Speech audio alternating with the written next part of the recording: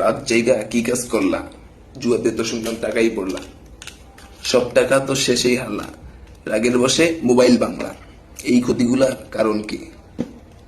অসহায় ব্যক্তিত্বের টেকা নিলা, কাজ হয়ে যাবে বইলা চইলা গেলা।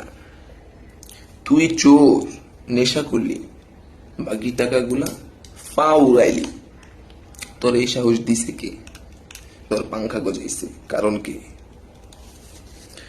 জমিদারি দেখাও বাপ মায়ের টাকায়, উনাদের কষ্টের টাকা নষ্ট হওয়ার আসল কারণ কি? শেষে ভাই যা বলি মনে থাকে যেন, টাকা জিনিসটা খরচ করার আগে ভাইব কেন।